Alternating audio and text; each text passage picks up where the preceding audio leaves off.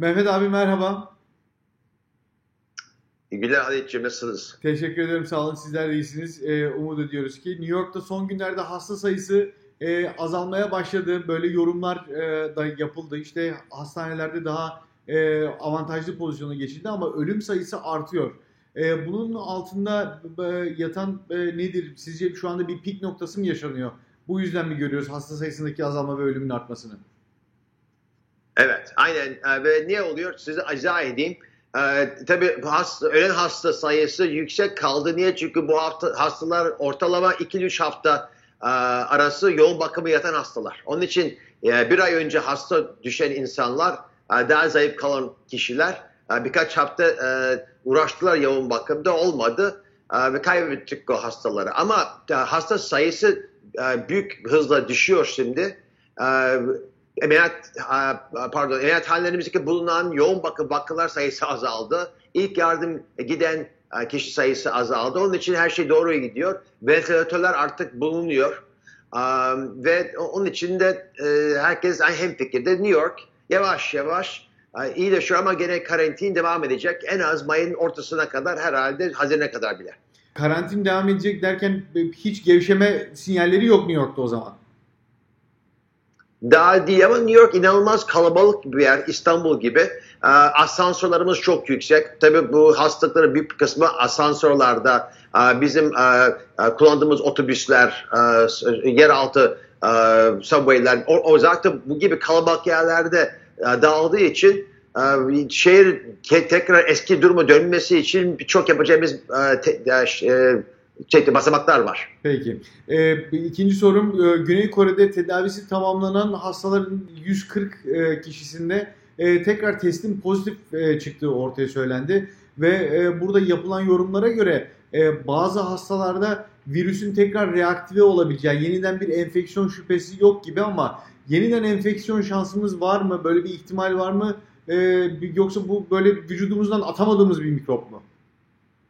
Belli değil. Herkesi olabilir. Güney Kore yapılan çalışmalarda bunun özetleri daha paylaşılmadı. Hatta hastalarda hastalık var mıydı yoksa bir araştırma için mi tekrar bakıldığını anlayamıyoruz. Büyük bir ihtimalle bu virüs yok gibi oldu ama aslında saklanıyordu vücutta, tekrar geriye döndü. Ama aynı zamanda bir açıklamada görüyoruz ki bu virüs değişiyor.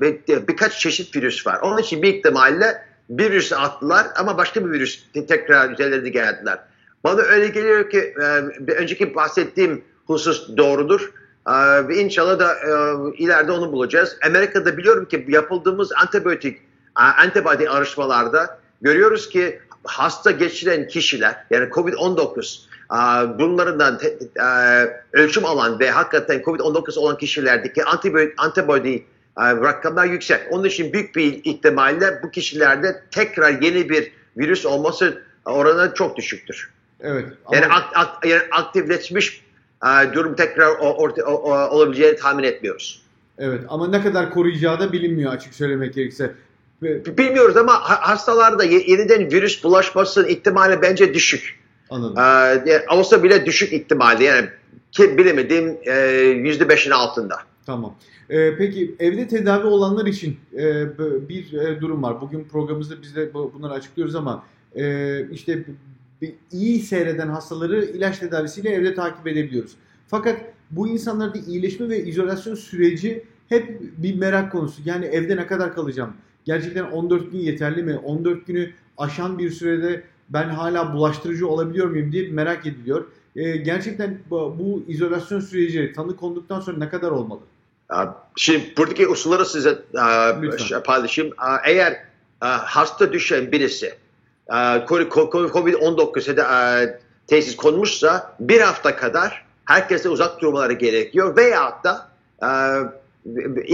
birlikte diyeyim ki yani, bu ateş, öksürme, yani onların geçirdiği şikayetleri neyse onlar da 3 gün kadar yok olması gerekiyor. Yani en az 7 gün veyahut da 3 gün en son şikayet yok olduktan sonra. Ondan sonra tekrar test etmiyoruz. Bu kişileri biz tekrar kabul ediyoruz ve büyük bir ihtimalle bunlarda virüs yok. Ama dediğiniz doğru. Bazı insanlarda 20 güne kadar virüs atıyor vücut.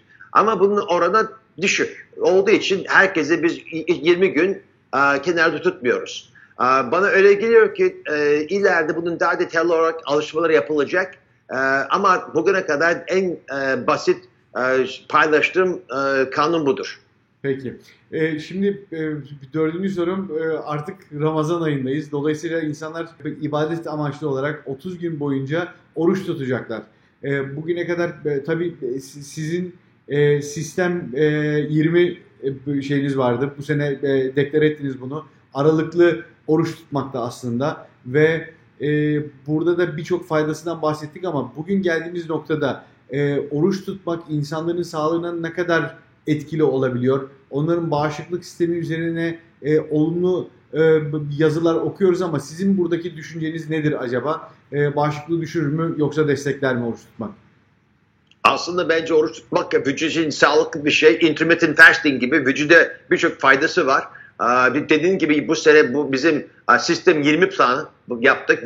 Sene 2020 için ve bu şekilde uygulanıyoruz. Kanalımızda Ramazan ile ilgili videolar da takip edebilirsiniz. Koronavirüs salgının süresince sağlıklı kalarak oruç tutmak bence mümkün ve mantıklı bir hareket. Ama tabii başka videolarda anlattığım gibi oruç tuttuğun zaman oruçtan sonra abur cubur veya başı çeker miktarı aşık veya düşük tutsanız iyi olur. Peki.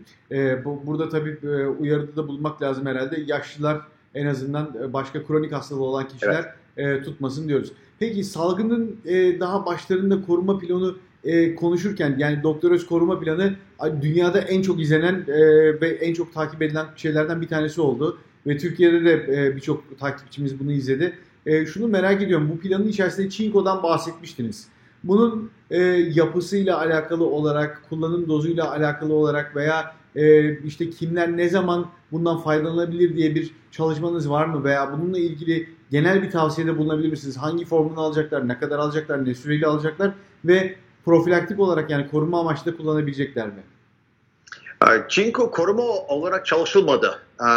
Ama hasta olduktan sonra çinkonun vazifesi var ve bu soğuk algınlığına iyileşme süresini kısaltıyor. Onu biliyoruz biz ve zaten o dediğiniz paylaştığımız sayfada kabul ettik. Türkiye'de birçok kişi çinko tedavisi almaya başladı bile ama eğer almak istiyorsanız az miktarda al. Yani 15 miligramlık bir şey ama hastalıktan sonra o miktarı fazlalaştırabilirsiniz birkaç gün için 80, 90, 100 miligrama kadar. Çünkü hücrelerinde viral enfeksiyonunda virüsün çoğalma süresini bozuyor ve engelliyor ve bunu da biliyoruz, kabul ediyoruz. Onun için dediğim gibi yüksek dozla alacaksınız ancak birkaç gün için al, daha fazla bir müddet için almayın.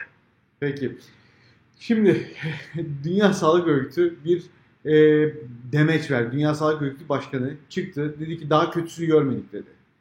Bütün dünya bu kadar kötü haberlerle çalkalanırken, her tarafta bu kadar fazla hasta varken hala en kötüsü görmedik ne demek? Acaba ikinci bir dalga olacak mı ve bu daha mı fazla olacak? Yoksa bu içinde bulunduğumuz tablodan çıkamayacak mıyız bir türlü? Dünya Sağlık Örgütü Genel Direktörü Ghebreyesus biliyorsunuz dediğiniz gibi koronavirüsün pandemisi hakkında önemli bir açıklama bulundu ve bizi biraz korkuttu. Bu virüs yeni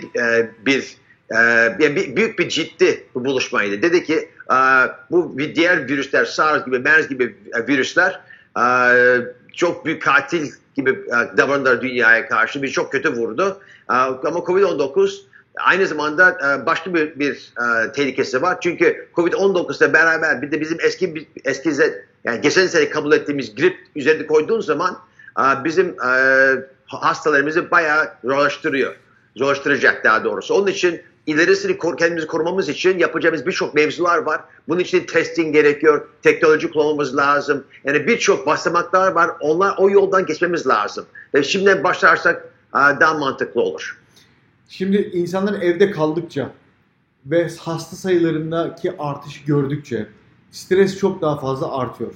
Bu stresle birlikte komplo teorileri çok konuşulmaya başlandı. Ta bu virüs ilk çıktığı günlerden beri hep bir laboratuvarda acaba üretildi mi diye bir konuşma yapılıyordu. Ama bugün geldiğimiz noktada bu konuda hakikaten sizin inancınız nedir ve takip ettiğiniz kadarıyla Bu doğal ortamda mı oluştu yoksa bir laboratuvar etkisi var mı? Bence doğal bir ortamda başladı ve sebebini söyleyeyim.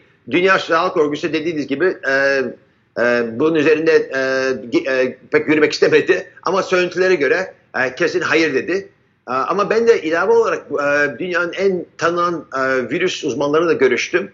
Hatta bir tanesi bu virüsün ne olduğunu tam izah eden bir yazarlardan biriydi. Dedi ki imkansız, bu bir laboratuvarda yapılan bir virüs değil. Doğal olarak ortaya çıktı ve detayları bana anlatırken kafam karıştı açıkçası. Çünkü zor bir anlayış ama virüs insan tarafından yapılacak olsaydı böyle bir virüs yapmazdı laboratuvardaki çalışan kişiler. Ancak doğal olduğu için böyle belirsiz tuhaf bir şekil tutan bir virüs oldu bu.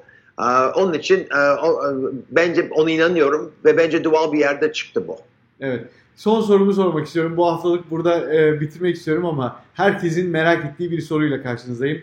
Normalleşme zamanının geldiğini nasıl anlayacağız ve bunun planı nasıl olmalı? Bir gün her şey bir anda normal mi olacak yoksa buradaki plan nasıl gerçekleşiyor? Amerika'daki izlenimlerinizle birlikte bize tavsiyelerde bulunur musunuz? Tabii buradaki unsurları size izah edeyim. Bence aynı bir şekilde Türkiye'de takip edeceğiz. Birincisi hastanelerimizde yer olması gerekiyor. Eğer hastaneler tıklım tıklım doluysa, yoğun bakımda, ilk yardımda yer yoksa o zaman bize tutacak bir örgüt yok. Onun için hastanelerimizde yer olacak. İkincisi testing yapmak mümkün olacak. Hasta düşen kişiler hakikaten COVID-19 mu yoksa başka bir şikayetleri var mı yok mu ispat etmek için bu testingler şart. Her köşe başında bulunması lazım. Bu testlerle beraber o kişilerin yanında bulunan insanların kim olduğunu ve onları da aynı zamanda karantine koymak çok mühim. Onu yaparsak o zaman ufak yangınları söndürebiliriz. Büyük bir yangın başlamadan önce. Ondan sonra yavaş yavaş ülke açıklamaya başlayacak. En başta söyleyeyim, sağlıklı olan kişiler sokağa çıkacaklar. Ama kronik hastalıklarda bulunan insanlar, şeker hastalığı, yüksek tansiyon, obez, kilosu yüksek olan kişiler, bu vatandaşlarımız evde kalacaklar. Niye? Çünkü Amerika'daki hastaneye yatan kişi sayısı bu kronik hastalıkların bulunan insanların %90'ı. Yani hastaneye giren kişilerin %90'ında bir kronik bir hastalık var. Evet. Ancak %10'unda sağlıklı olarak giriyorlar. Yani sağlıklı kişilere başlarsak riskler daha az olacak. Ondan sonra 2 hafta takip edeceğiz durumu. Eğer hasta olan sayısı artmıyorsa, hastanelerimize giden kişi sayısı artmıyorsa o zaman ikinci staja geçeceğiz. Daha açacağız ülkemizi. Ondan sonra okullar açılır, lokantaların bir kısmı açılır ama değişik şartlar da açılacak. Evet. Daha büyük alanlarda, kapalı alandaki o yerler açılmayacak. İnsanlar yan yana oturmayacaklar. Ancak aralarında 2 metre kadar mesafe bulundurarak yemek yiyecekler. Yavaş yavaş tekrar idare edeceğiz. Ondan sonra tekrar 2 hafta bekleyeceğiz. Hakikaten yaptığımız hareket mantıklı mı değil mi, sağlıklı mı değil mi mühim. Bunu da size söyleyeyim. Eğer sağlıksız bir açılma olursa halk zaten heyecanlanacak, güvenmeyecek ve sokağa çıkmayacak. Ülke açıldıktan sonra eğer insanlar güvenmedikleri için onlar da açılmazlarsa o zaman pek bir menfaat görmeyecek ülkemiz. Evet. Dolayısıyla yavaş yavaş olacak. Her gevşetmede sanki alerji testi yapıyormuşuz vücudumuzda gibi tekrar serbestleştirdiğimizde bir deneyeceğiz. Sorun var mı yok mu diye. Çok teşekkür ediyorum. Çok sağ olun. Kendinize iyi bakın. Önümüzdeki hafta yeniden değerlendirmeler almak üzere. Görüşmek üzere efendim. Görüşmek üzere.